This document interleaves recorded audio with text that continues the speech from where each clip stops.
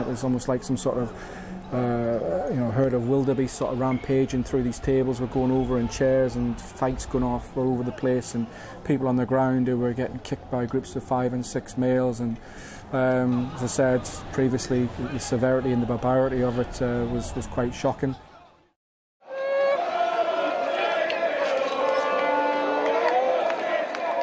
When England met Russia in Marseille, a football match became a pitched battle as a mix of thousands of English supporters, French police and a rampaging gang of Russian hooligans brought chaos to the start of Euro 2016.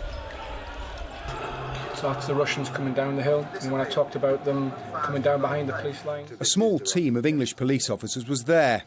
They've spoken for the first time about the savagery of the Russian attacks.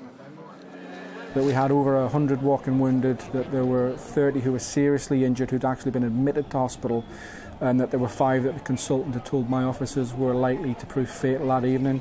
So I'm stood there in Marseille as a senior English police officer, believing we've got 5 fatalities are going to take place in the next hour or two. One was actually in life-saving surgery at that time.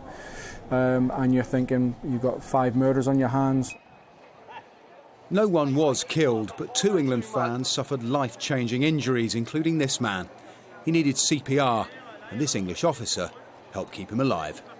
Well, I've been policing football for approaching 25 years, and having done 700-800 games, I will think I've never seen the levels of violence anywhere, never mind the football match that we witnessed that day.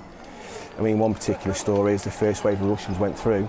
One England fan was knocked to the floor and was told by the surgeon that he'd had his Achilles tendons cut. I can only presume that that was done to stop him getting up so the second wave could attack him. Really. People coming up to us and saying, why are you letting this happen? This wouldn't happen in England. So it was almost a backhanded compliment on how we police football in England. But they were very, very scared, as we were. There were around 40,000 England fans in Marseille, and the majority were blameless.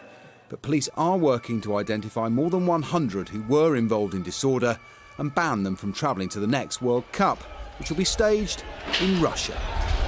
The police and the Foreign Office have already begun planning how to ensure that those England fans who do travel are safe. We will not give advice to the fans that I'm not happy to stand behind. So if, as we go forward, we identify risks, we will tell the supporters so they can make informed decisions. And we're going to have to be satisfied that those people who engaged in serious violence in Marseille are going to be well managed going forward.